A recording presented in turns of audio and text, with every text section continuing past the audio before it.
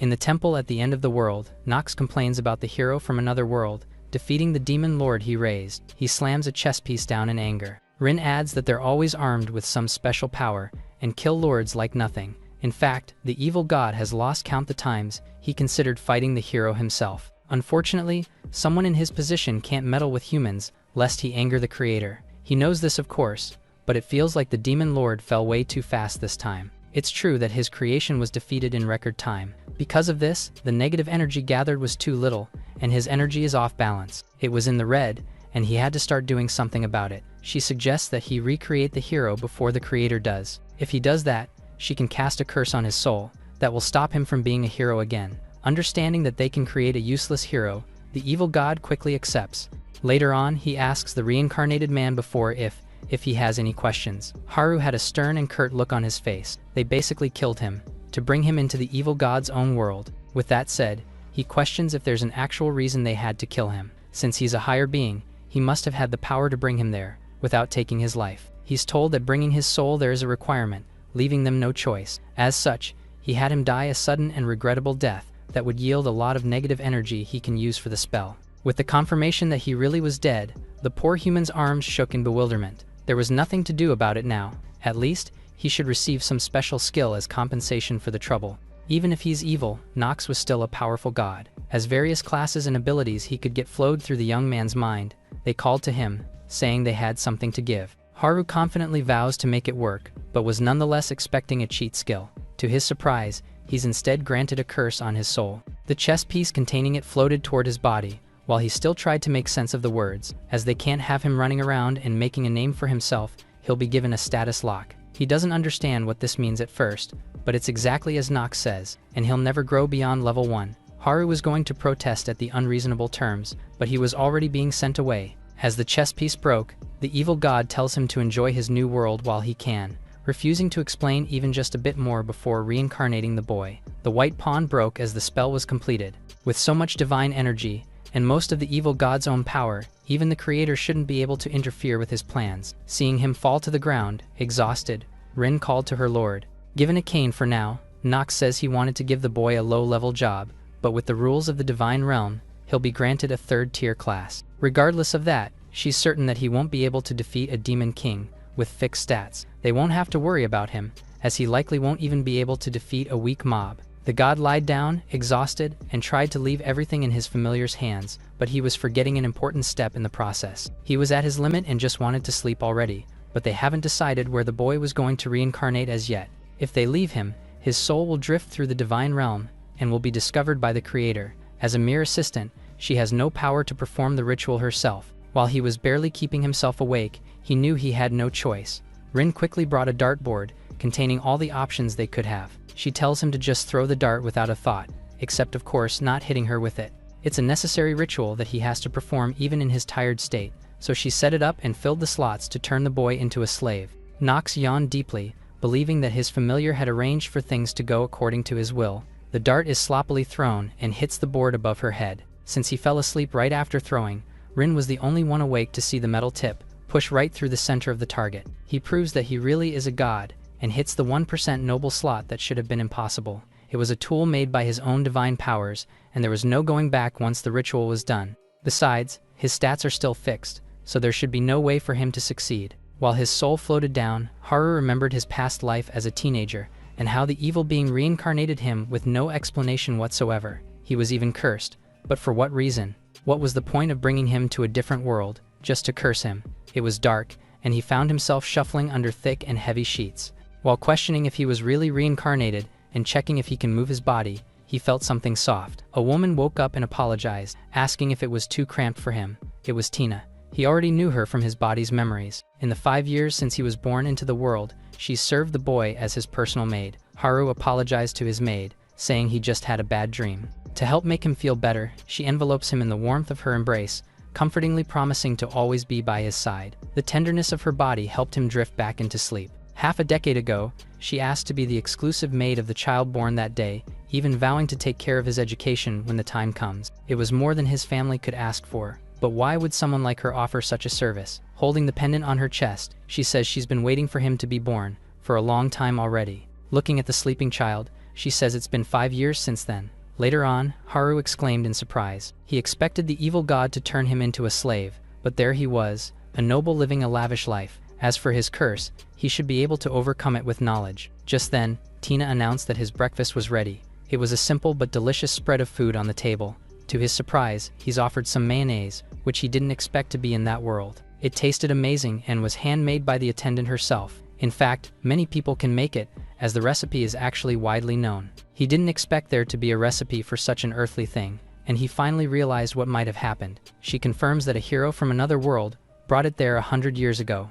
Apparently, that person introduced many other things and enriched the people's lives. Just like that, his plan to overcome his curse with his earthly knowledge was crushed. The boy fell sullen and swore at the evil god, but his stats were so low that punching a pillow left him hurt. He wondered what to do now. Tina announced that they were going to start practicing magic tomorrow, but his 2 brothers and sister are elites. It's natural that they already have high expectations for him as well. Not wanting to disappoint the maid, he tries to think of a way. The other worlder waved his hands around, trying to summon his status window. It fortunately appeared right before his eyes, allowing him to confirm that his stats were completely fixed at the basic level. While noting not to show it to others, Tina called him over to take his bath. His job as a sage was also fixed at level 1. The 2 got ready for the bath, and the boy raised his arms in childish celebration. To his surprise, she suddenly pulled his shirt over his head and placed her hands on him. Flustered, he insists on doing it himself and makes her chuckle. As if it's the most natural thing in the world, she started getting ready to enter as well. Seeing her change makes him turn beet red, but Tina was merely amused that he had reached the age where he feels bashful. Staring at her body and covering his own, he questions if they always bathed together. While she washed his back, he couldn't help but groan from the feeling, making him scream in protest when he realized what he was doing. Still embarrassed later on, he sat on the edge of his bed and suddenly announced that there was no need for her to lay beside him, as he wanted to sleep alone. She's confused and asks if she did anything to displease him. Unfortunately, he has the mind of a young man, despite being in the body of a 5-year-old. As he can't reveal this to her, he says he just wishes to sleep alone. The maid was shocked, perhaps offended, and asked if he really meant his words. He confirms it, so she has no choice but to go back to her room, which she permits him to enter at any time. With a final good night, she tucks him in and leaves. Now that he was alone, he wondered if that was a bit too sudden. Remembering his mother, he wondered if the people he left behind are sad that he died. The thought stops him from forgiving the evil god. The next day, it was time for Haru to begin his magic training. He's relieved as Tina seemed to be back to her usual self. Reassured, he raised his hand with a simple request to see her status, which she showed her master right away. To his shock, he sees that she's level 250. She jokingly asks if she wasn't enough for him, but he's just surprised that she's that strong. While she's his maid, she also serves as his bodyguard. Now that that's settled, it was time to train as planned. He makes a note to ask why someone like her is working as a personal attendant. To start things off, she decides to show him how the spell is done. She summons and shoots a fire lance, which burns through the path it flew over. The explosion that follows makes him question if it's really a beginner spell. It seems that even she is surprised, as they both look at the wreckage caused by her ability. Wanting to show him the best of herself, she got a little carried away. Between her high level and insane power, she must not be an ordinary person after all. Her great-grandfather was actually the hero from 2 generations ago. Thanks to that lineage, it's fairly easy for her to level up and get stronger. With his curiosity satisfied, it was his turn to try the skill out. Something felt off, but he's told to try, nonetheless, and start by sensing the flow of his own mana. After just a few beats, he starts feeling something warm, moving to his fingertips. It was an incredible feat for him to already be moving his mana at will. He attributes it to her magical assistance, but he says she's barely doing anything to help. For now, he keeps on gathering the mana onto his palms as told, but worries about rousing suspicion if he's too good too fast. He feigns struggle and fails on purpose to keep his ploy, even whining about trying so hard to gather it. Still, doing that on his first try was amazing, making Tina acknowledge his innate talent. Since he's so skilled, they can go ahead and attempt to cast a basic spell. With her reassuring smile, the boy follows and gathers mana into his hand again, but silently hates the fact that he was cursed. He's told to imagine that he has another hand extending from his fingertips. A target appeared before him as he tried this out. The clearer the image, the easier it is to cast the spell, so he thinks about something that was still fresh in his mind. He copies Tina's fire lance, materializing the blazing length with a loud shout. The maid is stunned as he got it, right down to the shape of the flames, even hitting the target accurately. Casting a spell perfectly and on the first try should make him fatigued, but he was fine. Most people suffer from mana depletion after one low-tier spell. even if it doesn't cost a lot of mana. They can continue practicing, but she limits it to 3 more shots for now. Haru is glad that he can cast magic, even if he's stuck at level 1. The day passes peacefully. Tina has to go into town, so she hands him a bell, which he can ring to summon her. Even if she's far away, she promises to come immediately. With the maid gone for the time being, he wants to see just how many shots he can cast, but promises to stop if he gets even a bit tired. He launched fire lance after fire lance, nearly setting the garden on fire. It was endless and the smoke from the blasts was starting to get thick. After firing 30 shots, he was weirdly fine and not the littlest bit fatigued. Feeling something strange, he opens his status window. None of his status values have changed, including his mana reserves. Despite shooting 30 lances, his mana was still full. It clicks that it isn't being depleted, as it can't be depleted. To test it out, he casts a few more spells with his window open and confirms that his mana doesn't go down at all, just as he thought. The curse doesn't cap his stats, but locks them in an unchangeable state. Depending on how he uses this, he can become incredibly strong with unlimited mana. With his fixed stats, there should be something only he can do, like rapid fire or stack casting. His stomach grumbled loudly enough to interrupt his thoughts. It was already noon, but Tina hadn't come back with any food yet. Wondering if she'll really come back with the bell's call, he swings it around testingly. In the blink of an eye, she appeared, literally flying as she said, and asking if he was safe. The questions about his condition come endlessly, so the boy admits that he just got a bit hungry with the time. Realizing how late it was, she apologized and rushed off to prepare lunch as soon as possible. He felt sorry for calling her over something like that. While he wants to get back at Nox, he also wants to be someone Tina can be proud of, and vows to become stronger for her sake. The first creature that Haru ever defeated was a tiny monster. A month into his reincarnation, he chased a horned bunny and asked for Tina's assistance. Following his family tradition, he was on his first monster hunt. Following his orders, the maid moves to hold the target down for her master. An ice wall is summoned with a wave of her hand, completely blocking the rabbit's path of escape. Realizing that it was cornered and had no other choice, it turned to fight back, proving that it was still a dangerous creature despite its size. It was still a monster. Reminding himself of this, Haru faced the being that was charging at him. Tina cried out as the beast pounced, but he was completely ready for it. He creates a fire lance, conjuring a thin and sharp spear of flames. It shot out of his finger to deliver a swift and painless end. As intended, it pierced through the target in one go. This earns him praise from the maid. She led it right in his path of attack, but regardless, he remained calm and composed enough to launch the spell. The focus in his eyes suddenly disappeared. Before him, the dead rabbit lay motionless, robbed of its life by his own hands. Just moments ago, it was bounding around, full of life, and he took that away. The harsh reality hit his mind and made his body shake. Understanding that it must be a lot for a poor boy, Tina envelops his body in a warm and tender hug. The horned rabbit is weak, but its meat is delicious enough for other monsters to consume. This is simply the way of the world, and defeating them is also part of his duty, to protect his territory. In other words, they have to accept and be grateful for the little one's life. Seeing that she was about to butcher it, Haru asks to be taught how to do it himself. His inner strength and resolve makes her smile. The two spend some time applying what the boy learned about butchering, and later have dinner with the rabbit's flesh. It's hard to get used to, and he struggled to swallow the food on his plate. On his next bite, tears fell endlessly, and he continued to cry over how delicious the meal was. Watching him tear up, Tina was certain that he'd become a wonderful sage one day. After all, he is someone who respects and cherishes life. There is another reason why Tina has so much faith in Haru's potential as a mage. She could barely believe her eyes when she saw that his spell pierced through her ice wall. There's something else that comes to mind. Every day, she secretly made his target dummy tougher and tougher, as normal dummies would crumble under his power if she didn't do so. Yet, he keeps growing stronger by the day, as if stats don't even matter at all. Because of this, she wonders if he could possibly be that man's reincarnation. Thinking that he would have said something by now, she stops herself from jumping to conclusions. Besides, there's no need to rush the answer all of a sudden, when she's already been waiting for him for 100 long years. A lot of time passed, and Haru was finally entering the Magic Academy and making friends. As the freshmen are told to gather in the main hall,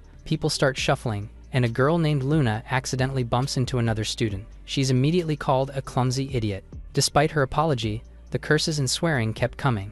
A rat-like boy says she must not realize that she just bumped into a noble's son. This makes her start panicking and asking if there's something she can do. When Haru notices the commotion and wonders if she bumped into the group, another boy says it's the opposite, but the nobles are just bullying her because she's a commoner. If they so much as lay a hand on her, Luke was prepared to fight back, regardless of their status. Just then, he's told to halt for now, as Haru wants to take care of the jerks himself. He's urgently discouraged from doing so at first, but the patterns and markings on his clothes are recognized. Based on the 3 stripes on his collar, he must come from Account's house. Haru put himself between them, intervening to stop them from harassing her any further. Incredulous over being stopped, Nard questions if they even know who he is. As Haru stared him down without caring, the noble's lackey chimed in, wanting to stand down as he's Account's son. Not wanting to cause a scene either, the boy tells him to step back again. Since he's outclassed, he leaves with his stooges, allowing the others to check on Luna's condition. With Haru insisting that not all nobles are jerks, she stops her tears and thanks him for helping her out. They suddenly surrounded her and started yelling, which was a terrifying experience altogether. Just then, Luke apologized to the Count's son, not realizing his status and acting rudely earlier. He's playfully teased for calling the boy an idiot. Fortunately, he was just trying to help too, so there's no need to apologize. With that said, he regrets not being able to do what he did. Haru brightly suggests being friends, much to the young boy's surprise. It's taken a step further, and he's basically threatened into accepting the friendship offer. Flustered, he exclaims with his real voice, and eventually sighs in resignation. With this, they shake hands and agree to get along from now on. Luna sees this and says she'd like to be friends with them as well. The noble gladly accepts, introducing himself and even Luke as his new best buddy. While the boy is surprised by the unexpected closeness, the 3 young students quickly get along and look forward to their budding friendship. The entrance ceremony later ends quicker than expected. With class placements tomorrow, Haru invites the 2 to come by his place in the school, since they likely live far away. They spent some time following a map, but the boy couldn't find his house.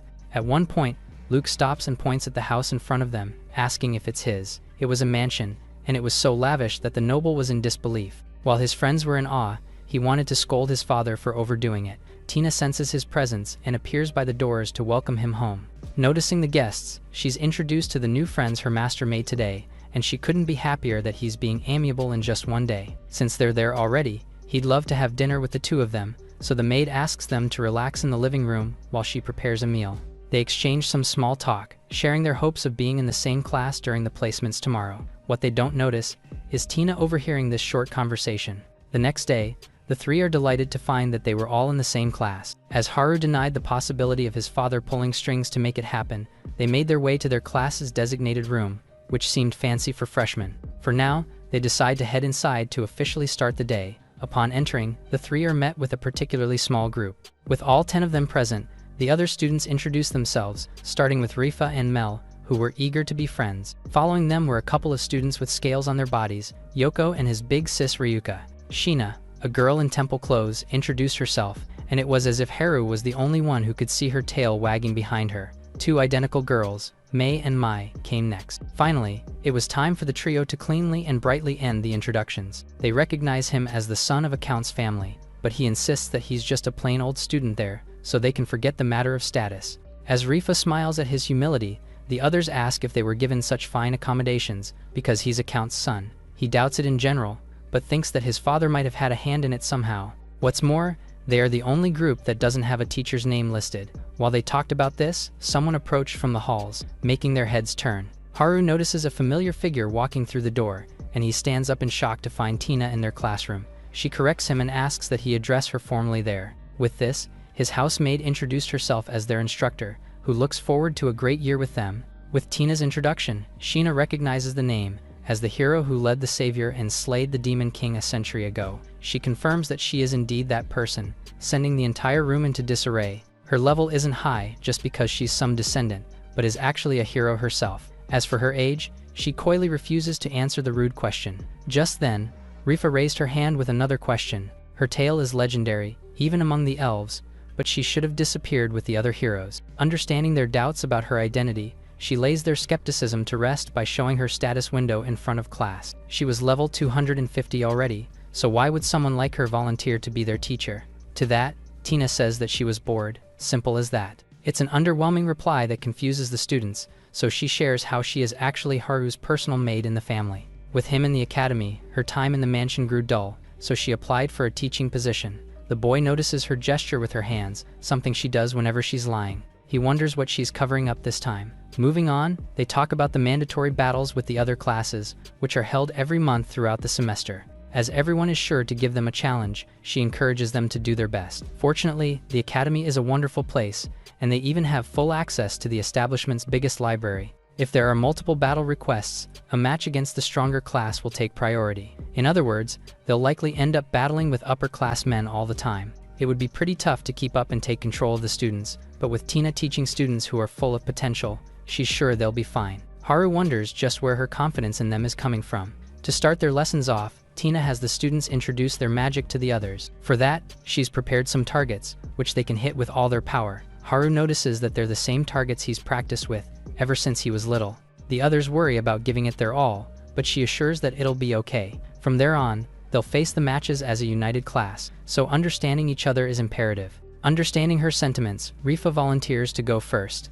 Leading the group and following her instructor, she gathers magic onto her palm and conjures a bow of light. Pulling the string back, she focuses her energy and with one calm breath, launches a wind arrow that pierces right through the target. Haru is surprised, knowing full well how tough his maid's targets are. They praise and applaud the first student's display. Up next are Mai and Mei, who are going to be taking the challenge together. As it's a fairly complex spell, they put their hands together and cast in unison. Fire and ice gathered around their bodies, swirling to form one combined ray of magic. The impressive fusion of opposing elements hit the target directly, and is likely the reason why they cast in tandem. Yoko steps up, eager to take his turn next. Placing his hand on the ground, he surprises everyone by giving it the form of a dragon's arm. In other words, his magic transforms a body part for combat. He's a half-dragon and half-warrior mage, a combination that allows him to tear the target apart. Luke insists that it broke down from accumulated damage. As Ryuka asks what it's made of, she says it's exactly what she thinks. Hearing this, she takes on her dragon form again, but instead of attacking the target, she casts her magic to resurrect the dummy. They're shocked as she fixed it with a spell, meant to revive the dead. It's the healing magic of the dragon priestess, something Tina is well aware of. Her resurrection is unique and can restore anything imbued with mana to the state before destruction. Beings retain mana for a day after dying, meaning she has that much time to bring someone back. Haru finally understands why his maid was so confident. Everyone in the class has been amazing so far, and the remaining 4 are sure to be just as strong. The realization that he has to keep up with them hits. Thanks to the evil god's curse, he's still stuck at level 1, and is likely nowhere near their league. Haru still hasn't told Tina about the evil god's curse and its effects on his level. She then repairs the target and happily moves on. For some reason, Sheena had an odd look on her face. Mel took the stage, with Luna offering to empower her with some support magic. She places layers and layers of buffs on the beastwoman, who's bewildered by the amount. Even the others are surprised by what she does, as none of them have ever seen enhancement magic that strong. With power surging and burning through every inch of her body, Mel unleashes a barrage of strikes in an instant. Given the amount of buffs on her, the target completely shatters on the spot. Yoko was stunned, in disbelief that he one-upped her by destroying it without a trace. While they praised the 2 students for being a great duo, Sheena disappeared without taking her turn. Even Tina doesn't notice and says that 8 demonstrations have finished so far. Haru is the only one who feels something off, but given the order, he refuses to go last among the walking cheat codes. Unfortunately, Luke acts first and raises his hand to go next. Believing Haru received insane training under Tina, he similarly refuses to go last. Again, he can't let anyone know about the curse, so he helplessly cries out. Not caring about him, the classmate takes his turn with a bright smile on his face. This disappears as soon as he begins chanting. Odd and intricate-looking magic inscriptions appeared around his body, and Ryoka seems to recognize what the spell might be. With a chilling calm and focus, Luke continued his movements with power they've never seen from him before. Calling for his power to be unleashed, an enormous bolt of thunder blasts the target from above, shattering it into small shards. The students are stunned by their classmate's awesome power, and the crater he left is incomparable to the one caused by Mel and Luna. Rifa is knowledgeable enough to identify an ultimate class spell when she sees it. Tina reveals that Luke is the grandson of Luano, the great sage and the academy's headmaster. Last up is Haru, who still has to use his magic even after all of that. For some reason, his maid says 30% of his power is more than enough, an instruction he doesn't understand at all. She repeats and emphasizes her point, saying the facility will be destroyed if he goes all out. Hearing this, the others note how they were told to give it their all, and wonder just how strong he is to be told to hold back that much. Haru misunderstands and thinks that she must have set a weak target for him. Knowing he can only cast lower tier skills, she must be worried that he's feeling down over being so lacking in comparison. By breaking the target in front of everyone who believes that he only used a third of his power, his pride will be salvaged by his beloved attendant. Regardless, He still has to hit it with all he has to support her ploy. With a mutual understanding, they proceed, with Tina casting a protection spell on everyone just in case. Refusing to waste her thoughtfulness, Haru steps up to take his turn. To make up for his weakness, he stacks weak spells and releases mana clusters one after the other. As he gathers his magic, his maid worries and reminds him about using just a third of his power. Unfortunately, he still believes that she's merely acting. Meanwhile, his spell was getting increasingly powerful and complex. Now ready, he had a magic lance humming with pure and concentrated magic. All that's left now is to release it. He shoots the fire lance forward, not minding Tina's warning. A few minutes earlier, Sheena had retreated, not intending to face off against a hero. She was all alone in a special classroom and looking through the equipment, eager to find anything useful. Just then, her peaceful operation is interrupted by a loud blast from outside. Questioning what could have happened, she ran back out to see the facility covered with thick smoke. She was dazed by what she saw. In the middle of it all, Tina stood behind a shattered stone wall, still smoking from the fire lance. Her body shook and her chest heaved with exhaustion. To their surprise, her skin was singed through her clothes and the instructor was crying from the damage. They wonder why she was there and where the wall came from all of a sudden. She stomped her way towards Haru, who backed up and apologized in confusion. Hearing her repeat her instruction about using 30% of his power, he guiltily asks to know what happened. Still in tears, she scolds him about going against their agreement. She barely managed to divert his spell and save the central district from being obliterated. He was confused and says that he never did such a thing at home, so she finally reveals that she spends hours layering tons or barrier spells at the mansion. In fact, she was just barely holding out against his magic during training. With this, his classmates realize that he's more insane than expected. His stone wall was way tougher than their training dummies, and even a level 250 hero could barely deflect his absurd and unbuffed spell. As she'll need to file an incident report, the instructor ends the class for today. They leave looking worried, but Tina just turns to Haru and orders him to stay behind. Just as expected, back in the academy halls, Haru apologized to Tina again, still feeling bad about the incident. She repeats how she specifically told him not to go all out, and shudders as she admits that she thought she was going to die. He's stunned to hear this, more so when she takes the item that probably saved her life. The stone in the pendant she always wore was now a bunch of shards scattered on her palm. It's a magic tool that triggers a one-time shield if she's put in mortal danger. More than that, someone very important to her gave it as a gift. This makes him apologize and urgently offers to do anything to fix it. He reaffirms his promise, nearly begging her to stop crying. Since he's so insistent, she speaks with a hesitant voice and asks that he sleep beside her again, just like he used to. This reminds him of the time he asked to sleep alone, but he isn't sure if that's really enough to make up for what he did to her. She insists that it's more than enough, and that she just wants to snuggle with him again. Her sincere feelings leave the young man stunned. While he still struggles to understand, he doesn't really mind her request, so she cries again, but this time in gratitude. To his surprise, Tina suddenly lunged in and hugged him tight, finally admitting how scared she was earlier. Returning her hug, he apologizes endlessly, comfortingly patting her head. Her emotions lighten up after a while, and her energy is replenished with their time together. From today and forever, they were going to sleep beside each other again. Later on in bed, Haru asks why she became his maid in the first place. If she tells him that long story, they'll be up quite late, but it doesn't matter to him, who wants to hear her story. With Tina's skills, it wouldn't be strange for her to serve the kingdom. His father has some wealth and power, but not enough to hire someone like her,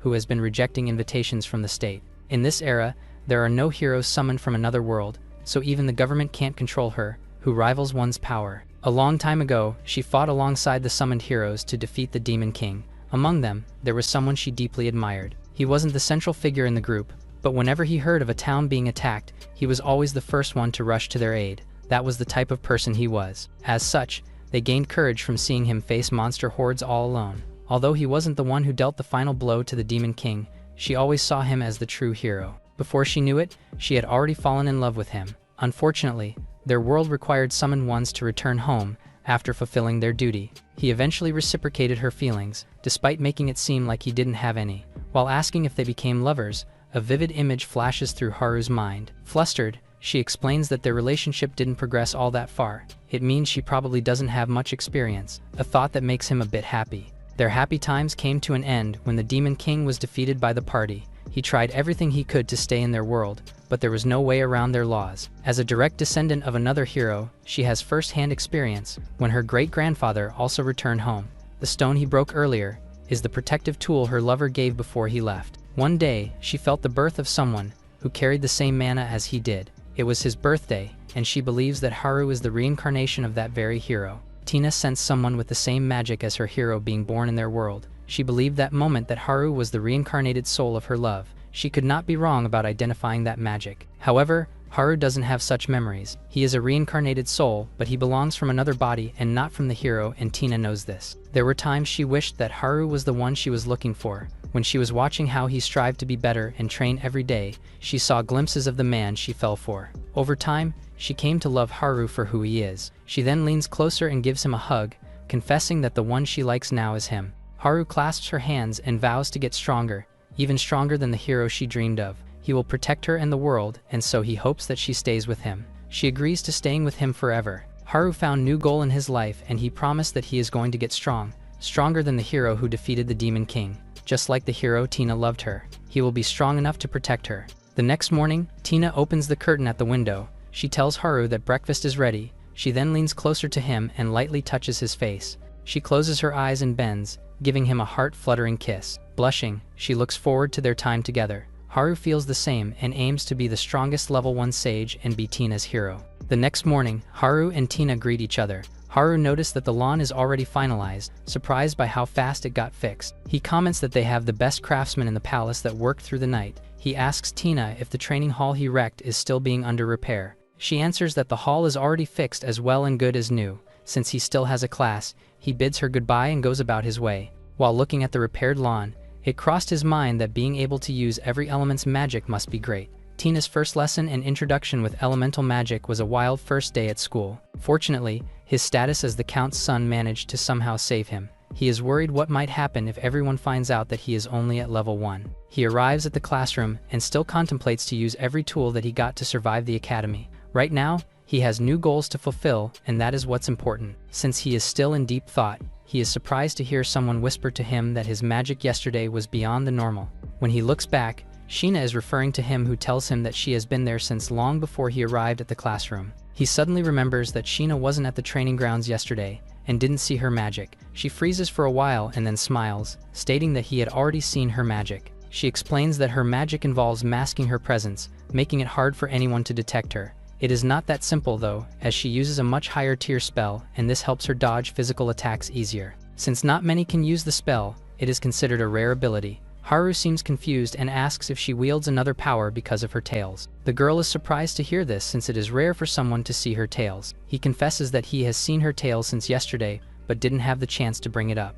Suddenly, Sheena becomes defensive and activates her tail, thinking if she should finish the boy for discovering her secret. Haru gulps and is now nervous after getting himself in danger. He tells her to calm down and states that he does not want to start a misunderstanding with a classmate. She ignores him and continues to contemplate ending him. He argues that she listened to him first, promising to never tell a soul about her secret. She then looks at him with resolve and draws him closer using her tails. In a swift motion, she grabs his hand and gives it a kiss. He asks what she is doing, and she answers that she just forged a contract with him. After the casting, a faded magical crest appeared on his hand. He wonders if this means that he is under her orders from now on and will not be able to defy her words. However, she reveals that it is the other way around. The contract they just made means that she will be the one serving him, and this makes him her master. She explains that 9-tailed foxes like her draw strength from magic. Fully developed, 9-tailed foxes can wreak havoc and be a threat to humanity if they wanted to. She admits that she attended the academy to absorb magic and plans to make everyone her puppet using her mind control magic. It will also be great to make the academy her base of operations. Hearing her vile plans, Haru gives her a smack on the head to bring her back to reality. Hurt, she asks why she deserved to be hit when all she is thinking is how they would rule the world. In time, Haru will rule the kingdom, and they would walk together to dominate humanity. He then gives her another smack, hoping that it will give her some sense. Worried about her, he implores that she stop thinking about doing bad and dangerous things. She spits at him, frustrated that he has no greater desire to rule the world with his strong power. He pauses for a while, remembering that he once dreamed about dominating the world after being forcefully reincarnated. Her words are quite tempting, but right now, dominating the world does not interest him anymore. He does not want to be a demon lord and instead dreams of becoming a hero that everyone will look up to. She turns pale when she hears about his plan of being a hero. She asks if he does not plan on exploiting her like the other humans do. Since she can absorb a large amount of mana, many want to use her power for their own selfish reasons. After all, humans have always desired to steal their power and exploit them. Suddenly, Sheena's head starts spinning and she begins seeing images from the past. In a snowy mountain, a 9-tailed fox was spotted by a group of humans. They tried to contain the beast to sell it for a fortune.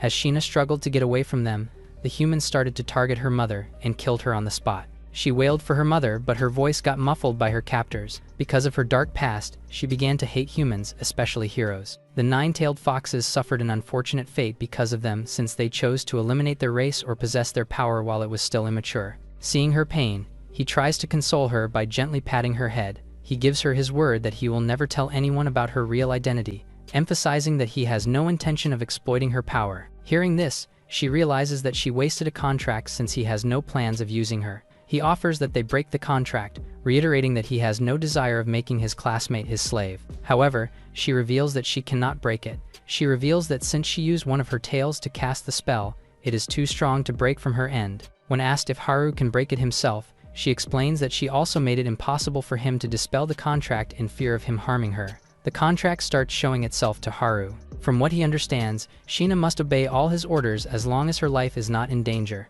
She offers him everything that she possesses in exchange for preserving her life. Seeing her surrender to him, he cannot help but pet her. It seems like he has developed a protective instinct towards the 9-tailed fox. The next morning, Luke is surprised to see Sheena sleeping on Haru's lap. Curious, he asks if they are in a relationship. Haru vaguely answers that they are in a unique relationship and tries to wake Sheena up and urge her to go back to her seat since their classmates are about to arrive. She immediately smiles at him and heeds his request, slightly leaning into him to further feel him petting her. With this, Haru gained a submissive demon who can cause natural disasters. Later, Tina and Haru are in the garden when they feel a presence observing them from afar. Tina senses that it is Sheena and tells her to come out from hiding. The 9-tailed fox appears and commends Tina for sensing her clearly even though she is not the master she contracted to. Tina thanks her for the praise but asks why she is following them and about the contract. After Haru explains the situation, Tina cannot help but feel frustrated since the demon basically attached herself to her master. Angered, she activates a spell. Sheena tries to explain that with the contract she is bound by absolute obedience to her master, so she will follow his wish to not attack her. He places himself between them as Tina points out that because of the foolish contract, he is bound to protect the fox. He tells Tina to calm down and shows that he has no crest present on his hand, unlike Sheena, which shocks the latter. He checks his system and his status is still cursed. It turns out his crest has faded because of his curse. He simply finds the little 9-tailed fox cute and feels the need to protect her. To pacify Tina that the little fox will not be a problem, he tries to command Sheena. He tells her to spin around and meow, which is immediately obeyed by the fox. Haru shows Tina that he has everything under control so she does not have to worry. With a conflicted expression on her face, Tina states that even though Sheena cannot hurt Haru, she can hurt other humans. With this, Haru simply tells Sheena that she is forbidden from attacking humans unless he gives her permission. Sheena agrees, and this should help solve their problem. Haru also makes sure that he will keep her by his side so he can keep an eye on her. Tina mentions that keeping a demon by his side is dangerous. Additionally, since Sheena is a girl, she would be dangerous for Haru's virtue because they will always be together. While watching them argue, Sheena anticipates Tina's doubt of her. She is resolved on defeating Tina for attention of Haru.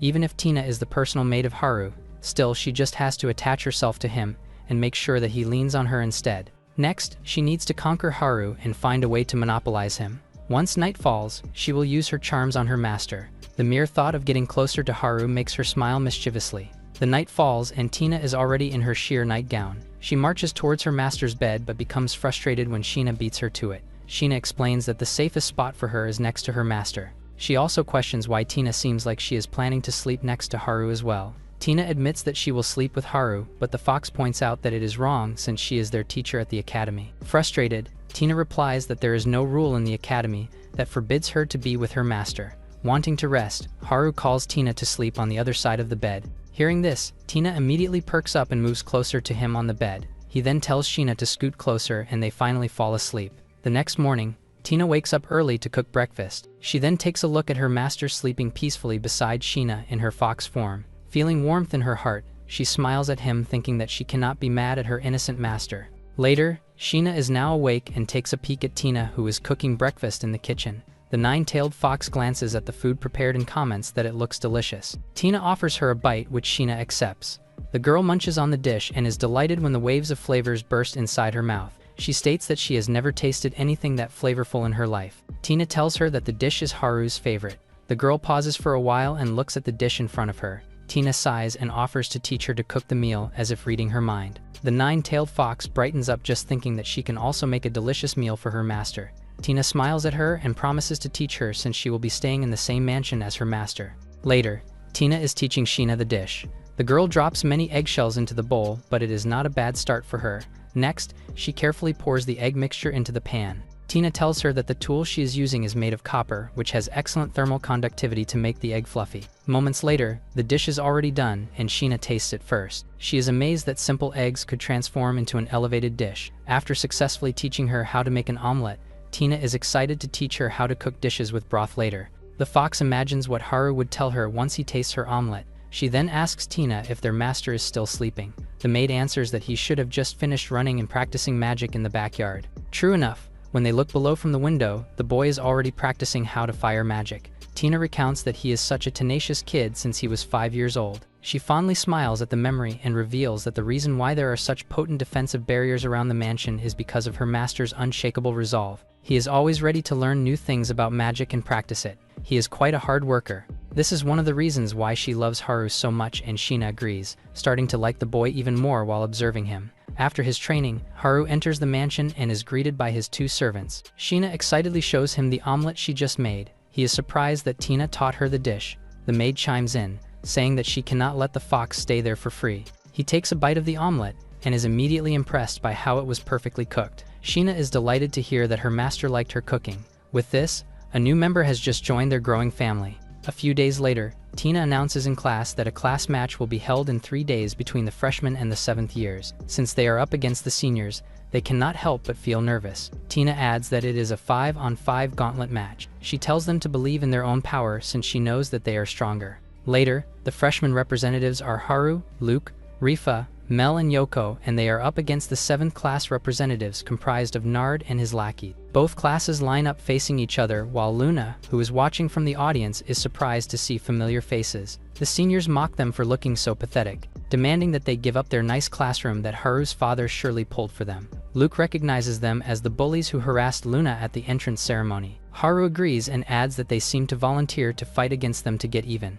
With this, he assesses their acquired mana, wondering how strong they are. However, he gets disappointed when he sees that their mana level is way too low for seniors. Both him and Luke are in disbelief after learning their incompetence, blurting out their uncertainty if they deserve to study in the academy. They cannot believe that they are even worthy to become their opponents. Then, they notice Luna being upset. Worried, the girls ask what happened to her. Since she is starting to look pale, Rifa gently presses her to talk. A little hesitant, she eventually shares that the seniors they are about to face were the ones who harassed her at the entrance ceremony. Fortunately, Luke and Haru were there to help her. Rifa advises her to rest at the infirmary for the meantime while she is unwell. She refuses, saying that she wants to cheer everyone. Back in the arena, Nard and his friend, Tom, make fun of Rifa. Since she is the one to fight, Nard calls her lucky because she will enjoy his techniques. She looks at them with disgust, calling them trash. She walks over the arena and tells Luna that they will have their victory party soon at her favorite restaurant, and so until then, she should keep cheering for them. Yoko and Mel are watching from the sidelines, waiting for their turn and cheering for Rifa. Yoko sighs, commenting that the fight will be finished in no time and would not be much of a show for the audience. Mel agrees with her sentiment. At first, she was worried because they are upperclassmen and this made them sound formidable. But after facing Tina's gargoyles, nothing can faze her anymore. Meeting the seniors now, she can sense that they are definitely weaker than them in terms of mana amount. Honestly, she finds it impossible that there is a chance of losing the duel. However, Luke comments that they should not let their guard down. They are not sure if they have secret weapons of some sort or some tricks under their sleeves that they could use against them. Rifa agrees with him and tells everyone that they should still be careful. She urges them to relax for now, adding that she will handle the fight for now. Haru wishes her good luck. Tom goads her into attacking first, determined to show her that their fight will end in his favor. She finds it reckless that he is asking her to fire first. Feeling underestimated, she draws her arrow and gathers an incredible amount of mana around her. Mai climbs up the railing to better see Rifa. She is amazed by how great of a wind master she is. While engrossed in watching the fight, she does not notice that Rifa's wind is coming their way. It knocks her over and she falls from the railing. Fortunately, Haru quickly reacts and saves her from falling. He is surprised by how light she weighs. Their faces are accidentally inches away from each other, making him blush. Suddenly, her twin sister Mei arrives to pull her away from Haru. Mei goes into defensive mode and protects her from him. Mai tries to explain how he saved her to calm her down. Mei thanks Haru for saving her twin but warns him about getting too close to her. Meanwhile, in the arena, Rifa has just unleashed her wind power, surprising her opponent with the amount of mana she has. Luna cannot take her eyes off Rifa and watches with the same intensity as Haru and Luke. Tom grits his teeth in frustration, his ego wounded that a first year like her has more mana than him. He activates a shield spell, while Rifa unleashes her blast arrow in his direction. Sweat forms on Tom's forehead as he is being pushed back by Rifa's power. She slightly frowns after accidentally slipping her wind power. The other students panic when Tom flies in their direction by the impact of the attack. The barrier that should have been protecting them gets shattered, and so the students are also affected by the blow and are all sent outside the arena. The first years cheer upon the clear victory of Rifa.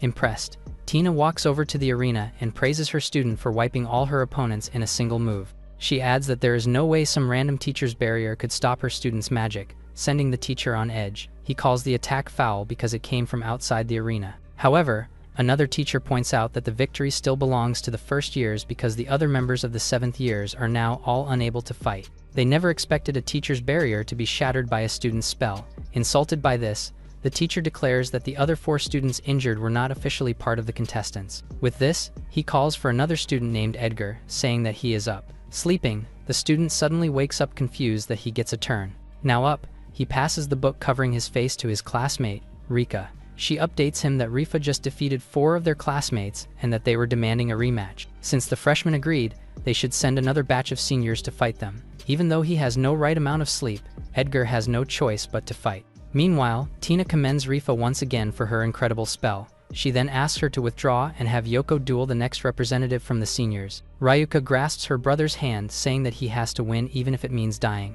Pressured, he agrees to her words. Meanwhile, Tina starts to strategize the upcoming fight. She purposely puts Yoko next since he is great with close combat like Edgar. She did not expect the boy to step into the ring, since he has always been so nonchalant about the things around him. Yoko stretches his arms, stating that he should finish the fight with a bang like Rifa. Eyeing his opponent, Edgar asks if he is a dragonkin. Yoko confirms this and states that he might sound cocky but he is a strong opponent. The senior agrees, since draconians are known to be formidable. He sighs, admitting that he does not want to fight Yoko but has to. Meanwhile, the senior secretary spots their class president Rain standing there and busy watching. He calls his attention and asks about the mountain of workload he still has to do.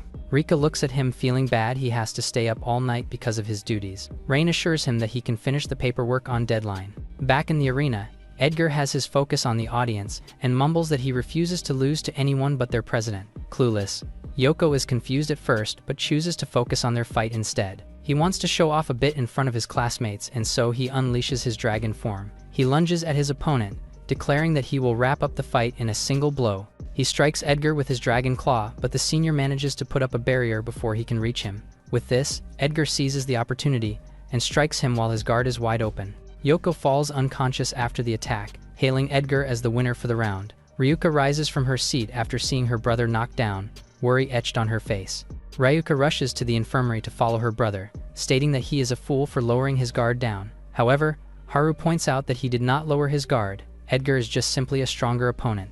Ryuka's expression softens, mentioning that she will make sure to praise her brother when he wakes up.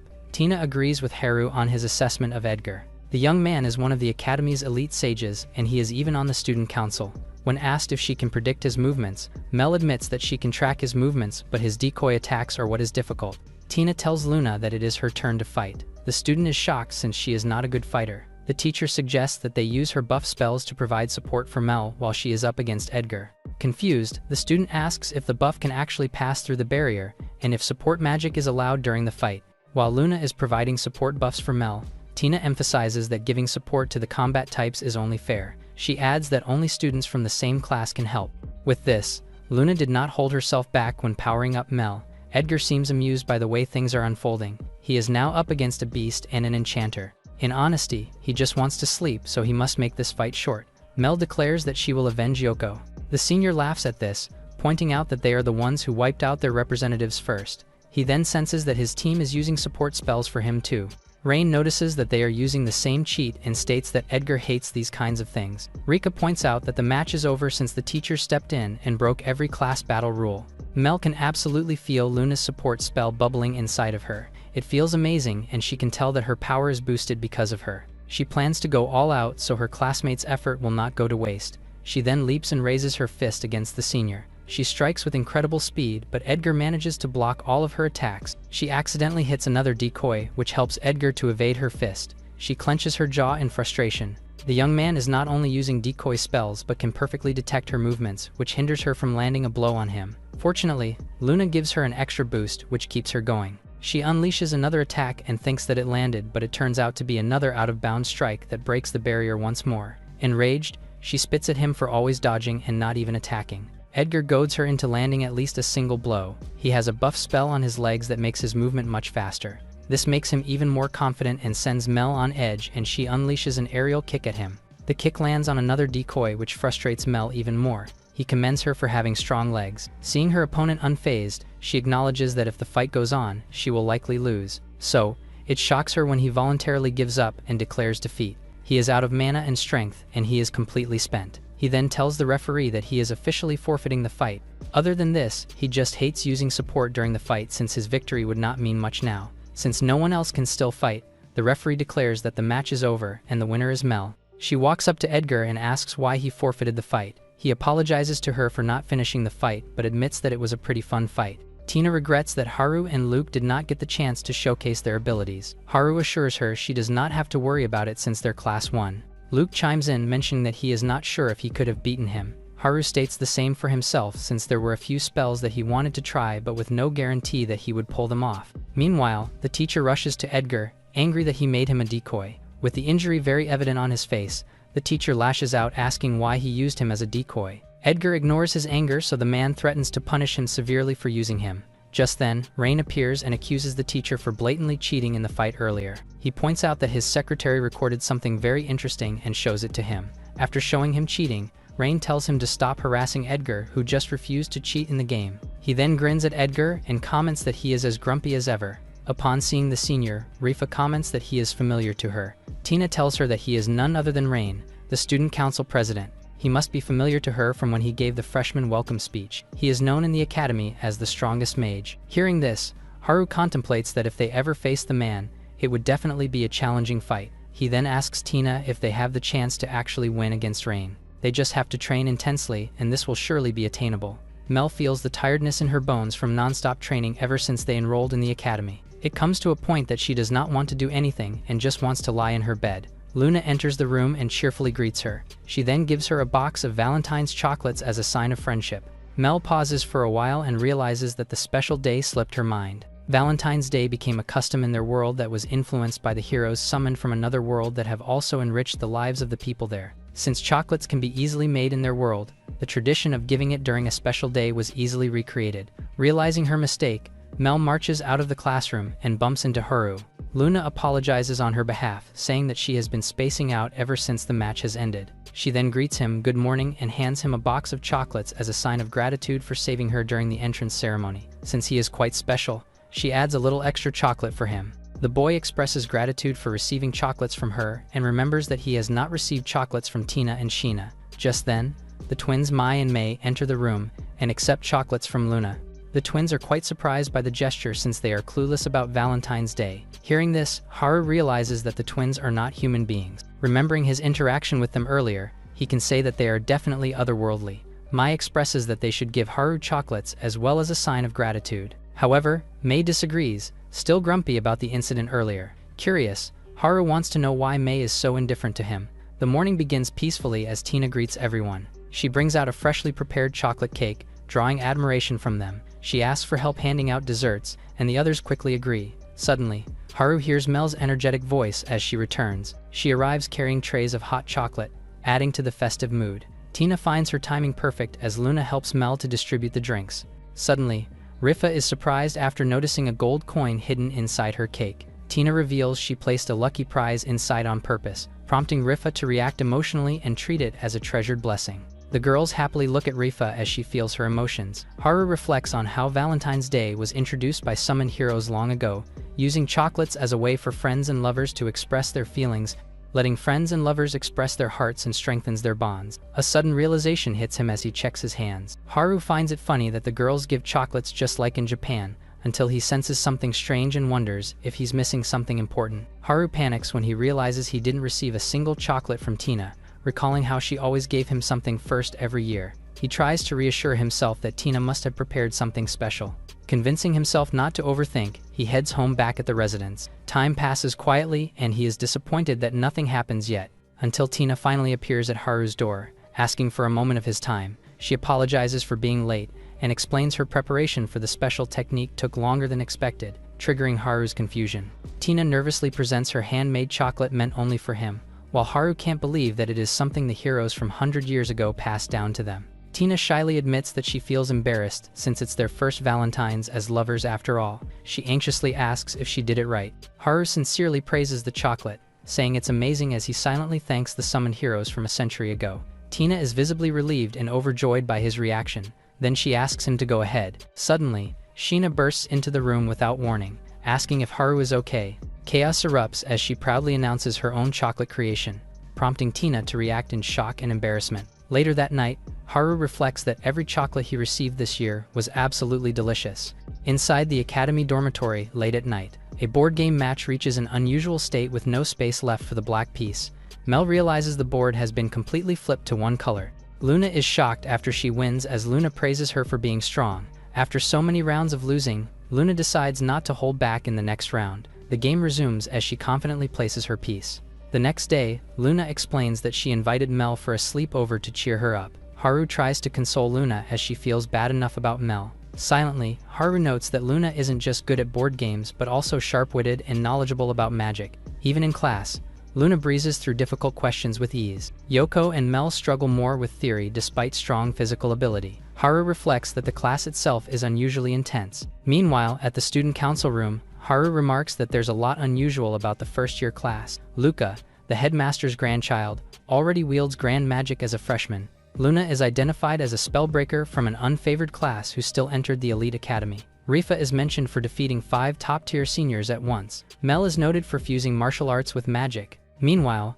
Connie reports that a dragon girl in the class possesses incredible healing power while he investigates another, describing the whole class as a total anomaly. Rain notes that the class is called the legendary class of Tina, prompting Connie to investigate the matter further. The room is filled with plushies and snacks, explained as donations sent to an orphanage under the academy's name.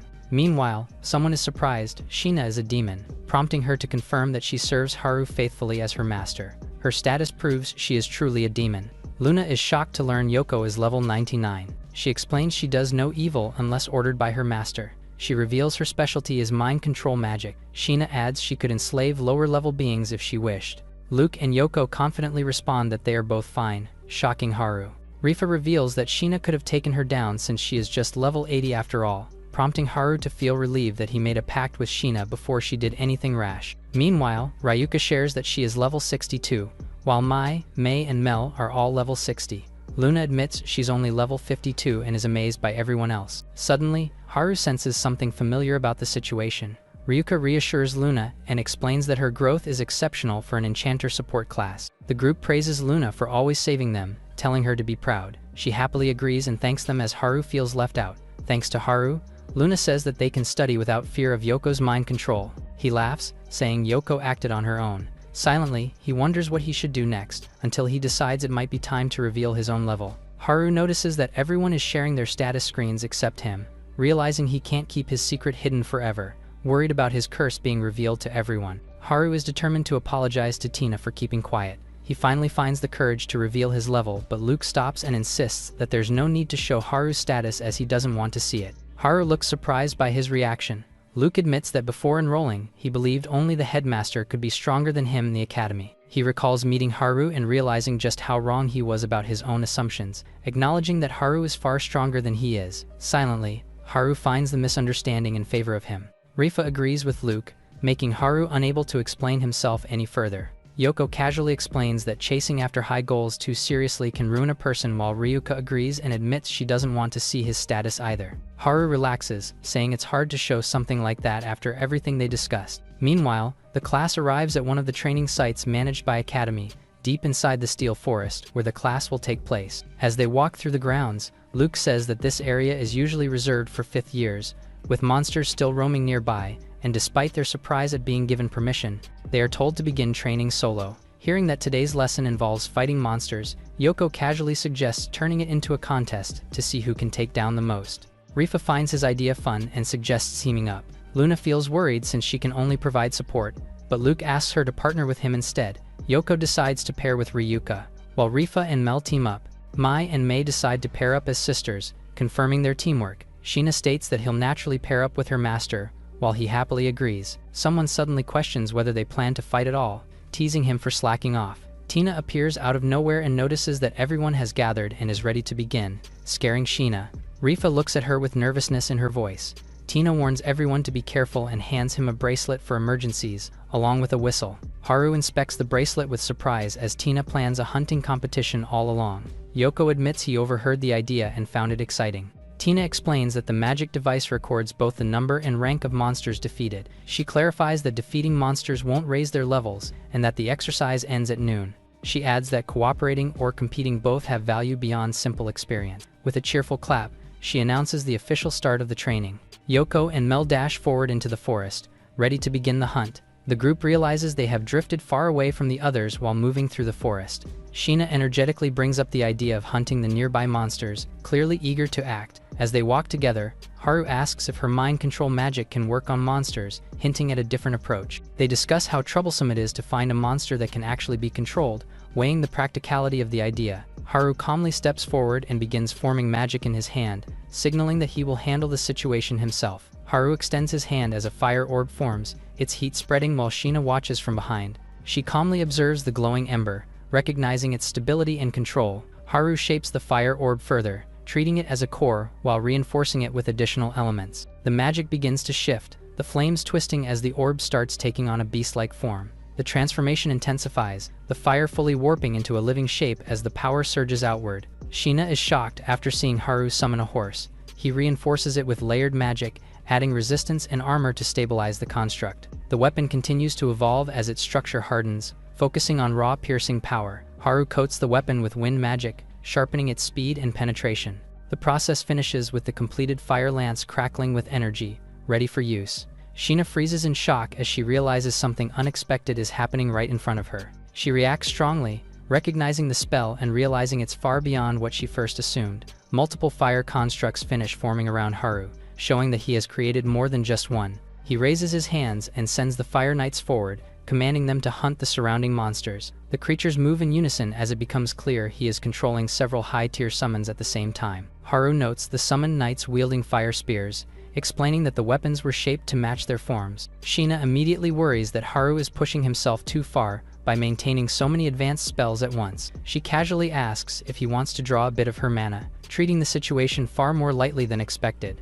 Sheena freezes as Tina suddenly calls out to her. The focus shifts to the bracelet as Tina reminds her that class time is still ongoing. Luke and Luna suddenly hear Tina's authoritative voice. She explains that the bracelets are actively monitoring everyone for student safety. Tina sternly warns that any inappropriate behavior will result in immediate disqualification and a failing grade. Sheena protests in frustration as the instructor firmly shuts her down without room for argument. Tina reminds that if they remove the bracelet or skip class, they will lose their dinner privileges for the night. Sheena reacts in disbelief, clutching her chest as the punishment fully sinks in. She complains bitterly about being deprived of the instructor's cooking, treating it like a cruel ordeal. Meanwhile, Luca quietly reflects on the warning, piecing together what the instructor was really implying. He draws sketches, hinting at a plan forming as he considers the situation more carefully. Luke and Luna comment on Haru's circumstances, noting that he seems to be having a rough time as well. Luke casually points out Luna's feelings, putting her on the spot without hesitation. She flinches in shock, clearly caught off guard by how directly it's said. As she panics, it becomes obvious to Luke that her feelings were never subtle to begin with. Luke reflects on Haru's actions, realizing he may have been giving Luna an opening to stand beside him. She quietly recalls Haru's words about the entrance ceremony, sensing that he was gently guiding her forward. Luke double-checks in disbelief, only to realize that Haru really did say those things without overthinking them. It clicks that his suggestion about extra chocolates happened back during Valentine's, making his actions unintentionally meaningful. Luke starts to say more, hesitating as his thoughts linger on Haru's usual lack of awareness. The moment is cut short when he spots a wolf lurking nearby, shifting her focus back to their surroundings. Luna stays alert as they identify it as a steel forest monster, realizing it isn't attacking seriously yet. Luke explains that even if they defeat the wolves, it won't increase their levels since they are only training replicas. The wolf lets out a low growl as Luna watches quietly, taking in the situation without reacting. Luna warns Luke that something feels wrong with the wolf as she casts a support spell. Luke steps in front of her, reacting instantly to the threat. He thanks Luna for the assist while focusing on the enemy. Time seems to slow as multiple wolves charge together. Luke blocks a heavy attack, realizing their strikes carry unusual force. Luke questions whether this forest is really meant for a lesson. He tells Luna to brace herself as he counters. An explosion erupts where the wolf strikes. Luke confirms one enemy is down as dust settles. He remains alert, sensing more danger nearby. The forest grows unnaturally quiet, amplifying the tension. Luke identifies the enemy as manignomes. He notes they are high-rank monsters with magic resistance. Luke senses something abnormal in both their aggression and numbers as Luna asks for instructions as they prepare to move. Suddenly, Mel charges forward without holding back, drawing attention. Rifa shouts that she has the monster's focus and attacks. Mel praises the timing of the strike. Rifa thanks her for acting as a decoy. The battlefield reveals even more monsters closing in. Meanwhile, another student realizes there are far too many monsters as giant scorpions are sent flying above. He slams them with brute force, clearing the immediate area with confidence. Yoko confirms the path is temporarily safe. Yoko jokes about the defeated monsters looking appetizing, while Ryuka firmly shuts the comment down. Luna notes that the enemies keep coming one after another, showing no sign of slowing. Standing amid the remains, she reflects on how intense the lesson has become. Ryuka calls out to him, trying to break the heavy mood. He snaps back at her as she mocks his studies, turning the tension into bickering. Mai suddenly pauses, sensing something subtle in the air as her expression turns uneasy. When asked about it, she admits she feels a faint disturbance, though she can't clearly explain it yet. She focuses, trying to pinpoint the source of the sensation growing around them. Mai wonders if it's simply monsters nearby, but she quietly denies that explanation.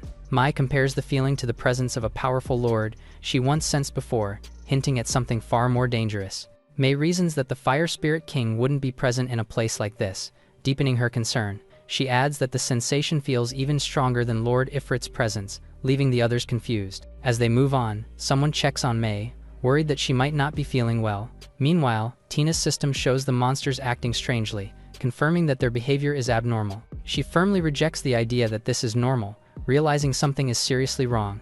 Tina questions whether the monsters are being influenced by something outside the training area. Attention shifts back to the forest as tension builds, suggesting an unseen presence watching them. The wolves pause and move in coordination, their eyes sharp as their behavior turns deliberate. Mai and Mai react instantly, sensing the shift and locking onto the source of danger. A wolf suddenly lunges forward, breaking the stillness and signaling the start of a real confrontation.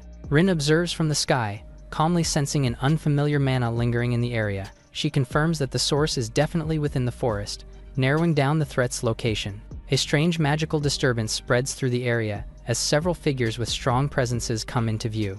Rin observes them closely and realizes that one of these beings should not be capable of growing stronger. The scene shifts into a dark, ominous space tied to reincarnation, where the notion of an evil god and a looming curse is implied. Nox's cold perspective is revealed, suggesting that letting them die too soon would be a waste unless their lives serve a greater purpose. The thought continues as it becomes clear that the goal is not immediate destruction, but allowing them to live long enough to be made worthwhile. Nox notes that reincarnation combined with a curse consumes an enormous amount of magic. He orders Rin to find a suitable curse from the Shikigami bookshelf that meets specific conditions, and she acknowledges the task. The narration explains that even if only one weak pillar exists, a person summoned from another world still becomes the hero of that world. It adds that those blessed from birth with gifted bodies and abilities are guided into favorable environments. The scene cuts back to Rin in the present as she confirms the target's conditions, noting that the person remains weak and does not die. Rin begins searching on her own, acknowledging that it will take time to find the right curse. She digs through a massive collection,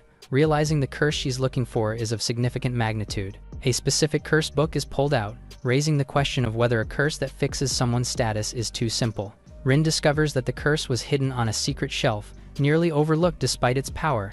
Nox remarks that there are countless curses like this, admitting he can't remember them all. Rin reacts to the idea of being stuck at level 1 forever, recognizing it as a path that leads straight to despair. She remarks that just when someone gains hope after meeting a god, a cruel twist follows, finding the despair of a reincarnated soul, amusing as Nox shows clear excitement. Attention shifts to the spellbook itself, hinting that this specific book is unusual. It's revealed that the spellbook was sealed away, explaining why it remained unnoticed for so long. The Dark God once attempted to create a stat cap curse, which accidentally froze the entire status system. The curse is explained as allowing unlimited magic use as long as the victim remains below a fixed power level.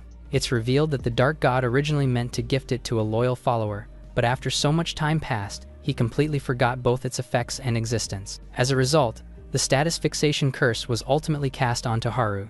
The aftermath is shown as the god's magic is slowly drained away, with the evil god paying a heavy price for the ritual. Back in the present, Rin attempts a farsight spell to locate the person affected, but she fails to find him and wonders if he might already be dead. Rin realizes the next generation's hero has not been confirmed yet and concludes that the target is still alive. She reasons that her farsight failing may be due to a massive barrier covering the area. Time is called into question as it's unclear how many years have passed since the curse was cast. Rin suddenly reacts, sensing the person's presence at last. The location comes into view as she identifies the source as being inside a forest. An emergency announcement is issued, ordering everyone to return to the starting point immediately as class is suspended. Students are told to keep their distance, while instructions are broadcast to all participants. Rifa looks around in confusion, realizing that Tina is nowhere to be seen. Someone prepares for escalation, acknowledging that a large-scale spell may need to be unleashed.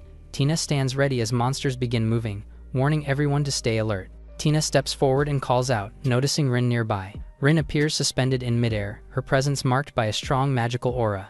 A close view reveals Rin's calm expression as she looks down toward the ground. Tina confronts her directly, demanding to know who she is. As she moves through the forest, she realizes the monster's behavior is being influenced by something unseen. She calmly identifies the source behind the disturbance, singling out an outsider as the true cause. Her instincts react as her bloodline responds, revealing that the presence before her is tied to an evil god. Tina locks her gaze forward, resolving that this is the one she must strike down. She steps forward without hesitation, closing the distance with intent. Rin reacts in surprise, realizing Tina has already made her move. Tina charges forward and accuses Rin of being the one controlling the forest monsters. Without hesitation, Tina launches a killing strike meant to purge the threat. Rin reacts in shock and urgently tries to stop the attack. The blow detonates in a violent explosion that tears through the air. The distant students are thrown into panic as they witness the blast and realize Tina has been caught in it. Tina braces herself midair, eyes wide, as she realizes the attack failed to finish its target. Shock sets in when the aftermath clears and it becomes clear her strike had no effect. Rin stands unharmed within the dispersing clouds, calmly acknowledging the situation. A close look at Rin shows no hostility, only quiet awareness as she watches Tina. In a sudden shift, Tina is pulled downward as a powerful magic formation activates beneath her. Rin is jolted midair as a sudden force disrupts her control, leaving her confused by the backlash. Tina is hurled across the forest canopy, twisting as residual magic trails around her. She regains her balance in midair, steadying herself and preparing to counter. Something flashes high above as the surrounding trees react, branches bending under an unseen pressure. Rin is pushed back by the same force, realizing that her influence over the forest is being overridden. Rin steadies herself midair, realizing she cannot withdraw yet, and forces her magic to hold. A large magic circle flares beneath them as unstable energy surges upward. Tina suddenly closes in from behind, pressing the attack before Rin can react. A sharp shout cuts through the air as the clash draws attention from below. Tina unleashes a powerful blast, prompting Rin to run in a panic. Rin endures the burning pressure, realizing her proximity to the evil god is the source of the reaction. She pieces it together and understands that continuing to act will only worsen the situation. As flames surge, Rin senses that the creator might notice if this keeps escalating. Below, someone suddenly moves into action, leaping toward the unfolding chaos. Rin turns sharply as she notices that presence, recognizing Haru. Rin softens her expression as she realizes Tina's presence alone is enough to stabilize the situation. Tina catches Rin midair, pulling her away from the flames as the danger briefly subsides. The momentum carries them apart as Tina lands, while Rin slips free from her grasp.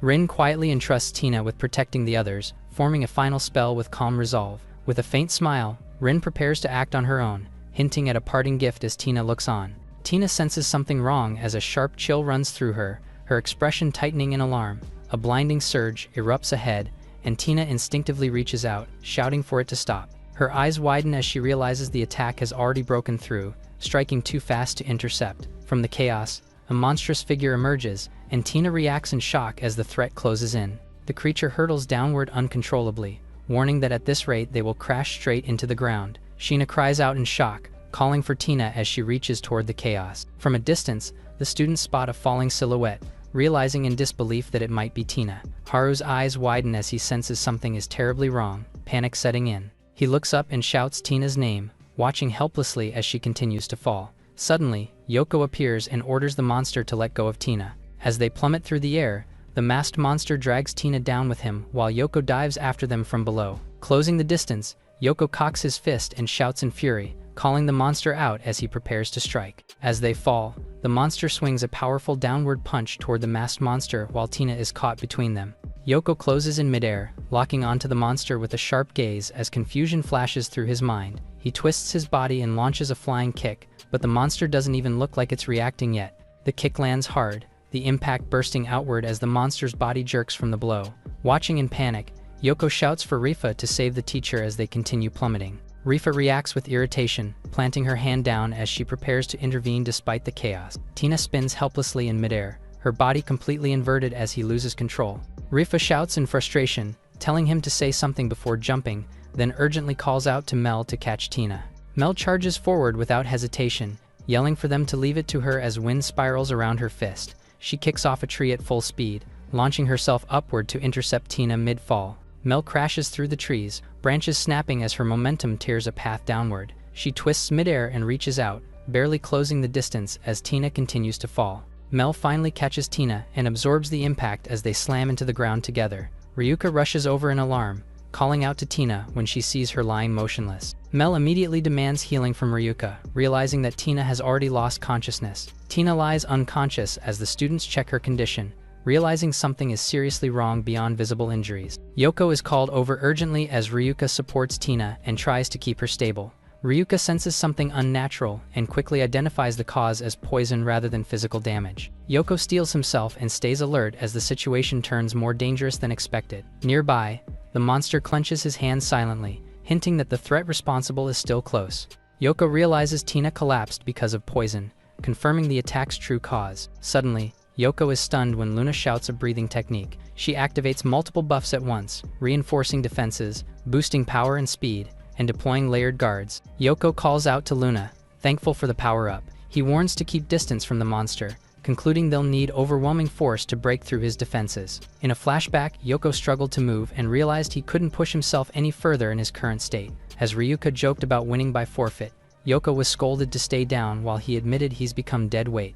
Ryuka bluntly shut down the idea, refusing to treat the situation lightly. She explained that when Yoko collapsed, Haru informed them of what actually happened. Yoko concluded it wasn't that Tina was weak, but that the enemy was simply far stronger than expected. A warning rang out as Edgar spotted an opening and moved to strike. Ryuka reflected that she never expected a dragonkin to receive sympathy from a human, but she was glad Yoko was acknowledged. Presently, he steels himself and realizes this is not some tournament but a real fight with lives on the line. Even knowing the enemy is stronger, Yoko charges forward, declaring he'll do everything he can and unleashing Dragon Claw. A violent shockwave tears through the forest, scattering debris as the clash rages on. Haru and Sheena brace themselves, while she observes closely and recognizes the unmistakable power of the dragonkin and confirms it with resolve. Yoko thanks Luna for her support, even as he stays alert to the danger posed by their opponent. He admits he still can't lower his guard, having nearly exhausted all his mana despite Luna's assistance. Yoko extends his hand toward Luna and Luke, urging them to move quickly. He orders them to take Tina and get out of the area while they still can,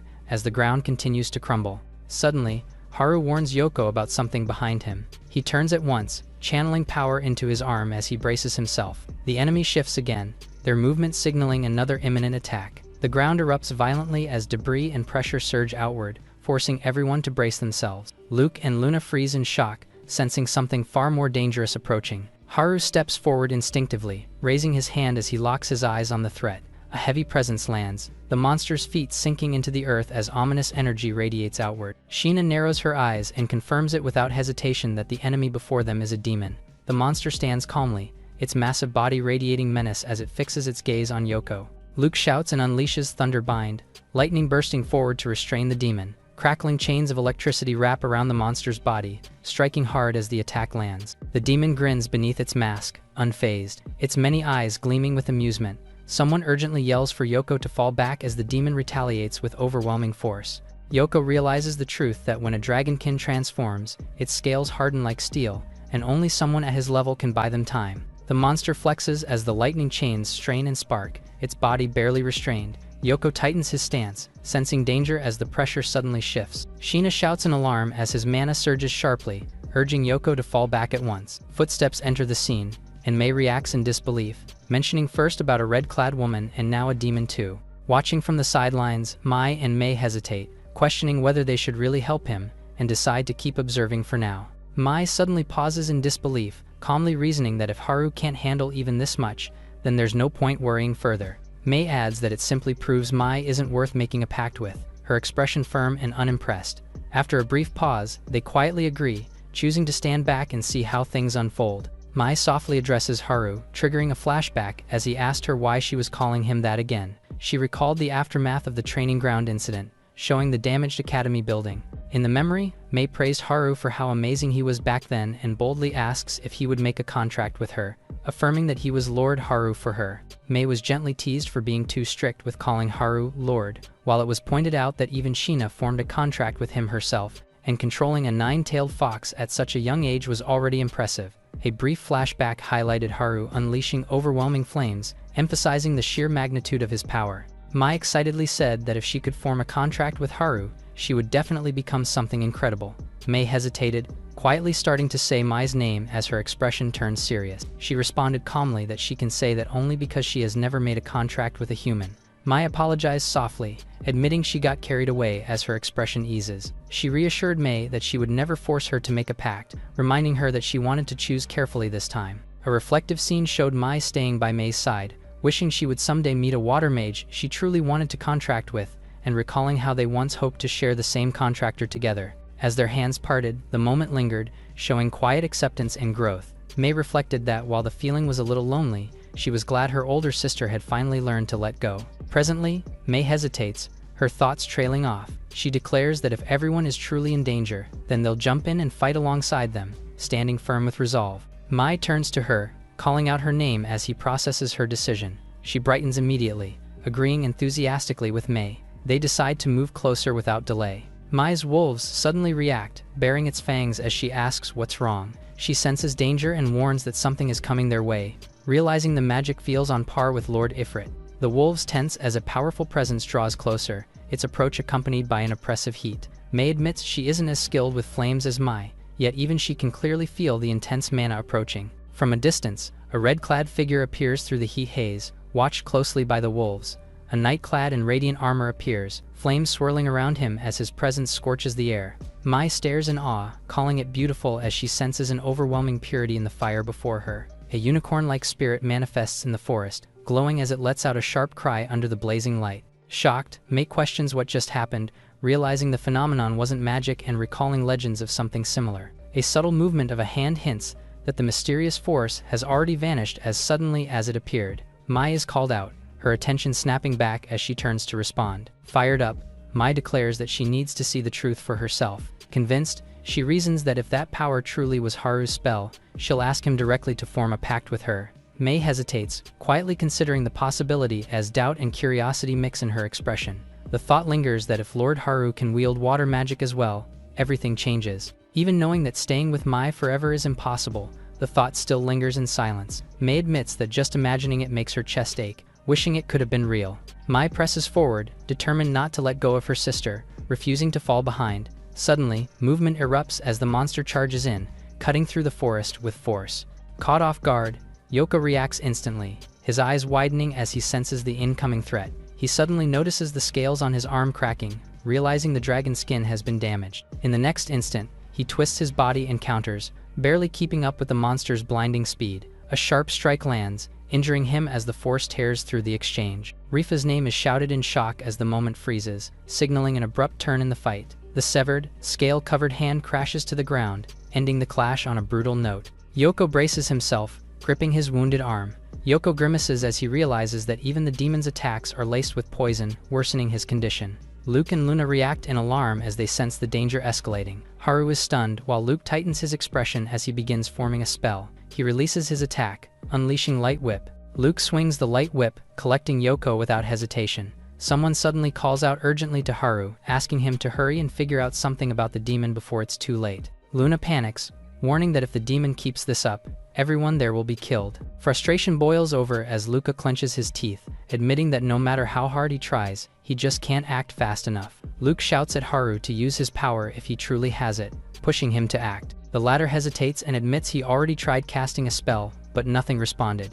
As he stumbles forward, Haru realizes he has to get closer despite his uncertainty. A magic circle suddenly forms beneath the demon's feet, signaling a reaction at last. The demon notices the activation and shifts its attention toward the source of the spell. Haru urgently calls out to Mei as something shifts on the battlefield. Mei maintains the magic formation but realizes she has lost sight of the flame horse amid the chaos. The flame horse's legs reappear, igniting the ground as it charges forward once more. Mai gasps as she senses its presence again, while Haru realizes the summon has returned. The flame horse surges ahead in a burst of fire, moving to rejoin the fight at full force. The armored knight clashes head-on with the demon, their weapons colliding violently. The demon recoils as its mask is grabbed, momentarily stunned by the sudden counterattack. The knight swings in a wide arc, slashing past the demon as blood sprays across the air. Seeing the new combatant, Rifa hesitates and asks if this warrior is an ally. The monster counters with action, driving another heavy strike into the knight's body. Wounds appear in the knight's stomach. However, their position is changed when the knight pierces the monster instead. Realizing the turning point, Haru concludes that the demon's core has already been destroyed. Despite the fatal damage, the demon snarls and forces itself forward, refusing to fall quietly. Its arm suddenly regenerates. Haru realizes the demon's skill, making the situation even more dangerous. Sheena calmly explains that the only way to end it is to completely destroy its core, even if it means using full magic power. She pauses as the weight of that decision sinks in, her expression turning serious. Tina winces in pain, clearly reaching her physical limit. Tina checks on the situation as Mel warns Tina that she can't push herself any further. Haru watches closely as the atmosphere shifts, sensing a massive surge of power. Sheena narrows her eyes, calmly confirming her decision. She reveals that she has finally stored energy equal to 2 tails, her aura flaring violently. Declaring it is for Haru's sake, she releases her magic in full, unleashing a blazing wave of power. She orders everyone caught by the barrier to get inside, leaving the final move to Haru. Tina thanks Sheena as flames continue to surge around her, acknowledging her support. Sheena urges her master not to hold back, and Haru calls out her name as he steadies himself. Before the fight continues, Tina asks Haru for a favor, her expression serious. She states that the demon cannot be defeated by ordinary strength alone. She explains that a single demon is capable of wiping out an entire small nation, and that even losing limbs would not slow it down. The demon stands wounded yet unyielding, and it's made clear that only overwhelming firepower can finish it by completely obliterating its core. Tina shouts for him to give everything he has got and protect everyone. Haru's expression hardens as he steels himself. He calls the timing, counting them in as he declares they'll bring the demon down together. Haru gathers his flames in his hand, vowing he won't make a mistake again as his power surges to its peak. Haru responds instantly, flames surging around him as he signals that he's ready. Trusting the faith placed in him, he gathers his power and commits fully, determined not to fail this time. He releases the condensed flames in a single decisive strike, unleashing a blazing fire lance toward the demon's core.